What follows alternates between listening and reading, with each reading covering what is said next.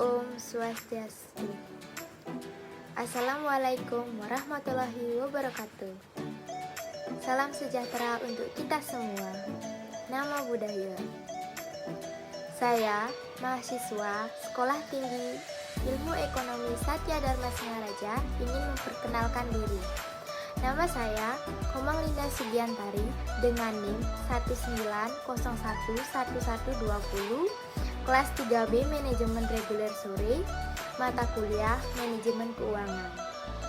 Di sini saya akan menjelaskan bagaimana cara kita untuk mengatur manajemen keuangan dalam masa pandemi saat ini. Yuk cek videonya. Penyebaran virus corona atau COVID-19 di Indonesia memaksa kita untuk berdiam diri di dalam rumah. Sebagai upaya preventif dalam menyikapi kebijakan ini, kita harus bisa mempersiapkan diri sebagai pintar, efisien dari segi material maupun finansial. Dalam menghadapi situasi yang tidak bisa dikontrol seperti sekarang, salah satu langkah yang paling penting yang harus diperhatikan adalah memiliki anggaran keuangan yang baik. Saat kita mampu mengatur keuangan, maka akan mampu bertahan di tengah pandemi virus corona.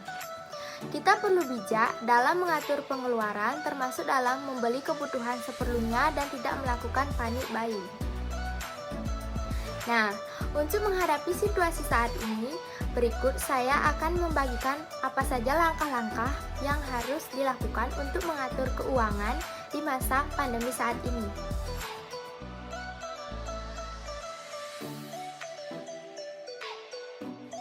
Langkah-langkah dalam mengatur keuangan di masa pandemi saat ini yaitu: yang pertama, mengevaluasi sumber penghasilan dan anggaran.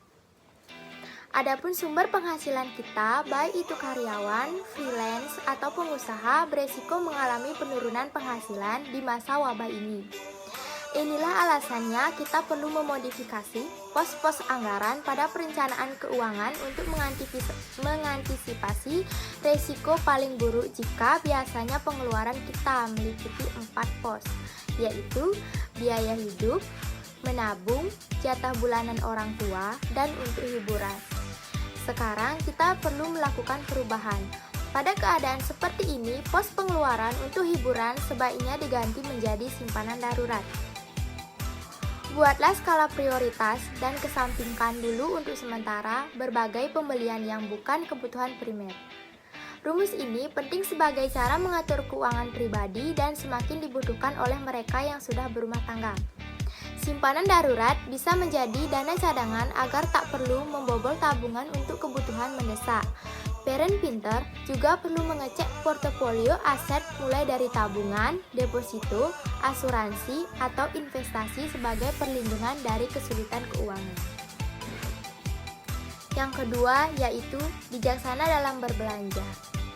Cara mengatur keuangan rumah tangga agar tidak boros, terutama di masa seperti sekarang ini, adalah tidak membeli barang secara mengangsur.